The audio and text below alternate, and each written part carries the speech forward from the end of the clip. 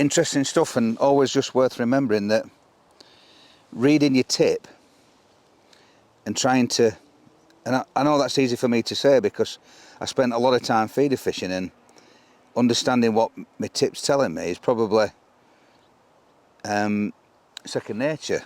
With the last few years I've spent doing this constantly, but if you start to think about what your tip's doing and you get common reoccurrences in the movements that you get, that'll tell you what the fish are doing. A bit like when you're on a float, you'll get little dibs and dabs, and you can read it, but you can do the same with your quiver tip. And I knew the fish were there, so I've just gone back in with the same upbait and see if we can catch another one. Strange things, you know, bream and skimmers, everybody thinks, oh, they just, once they're in your peg, you'll just keep pulling your rod round. They don't. It's not how they work. And,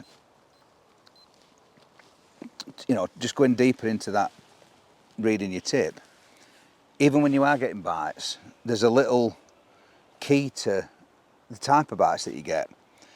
And when there's a lot of skimmers feeding, or, you know, smaller bream and skimmers, when they're really down on the bait, your indications will be more subtle, 3-inch movements, 2-inch movements, and sometimes, and you see it rocking like that, that's actually got your bait in its mouth and it's still feeding, because they're dead confident, they're on the bottom, they're eating all your bait.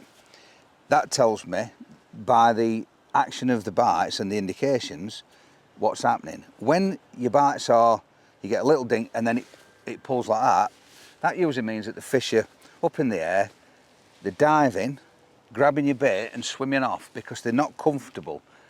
When fish feed, they have to be comfortable, and if they're not comfortable, they'll be a little bit more jumping, a bit less confident, and they move a bit faster. And fast bites, and they'll pull your rod in. Them pinkies are definitely the key here, look, that's incredible. And the bites will tell you exactly what the fish's behaviour is. And by using a bit of experience, it just told me that maybe they want to be able to see the bait. So I've just changed it up, and sure enough, 2 fish and 2 chucks. So from thinking that, oh, I'm getting a few indications, I'm not going to catch any fish, little fish.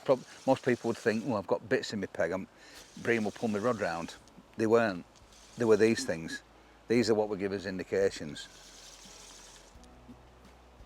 And what's not to love about catching good quality? That's a similar fish actually. Might be a touch bigger, that one.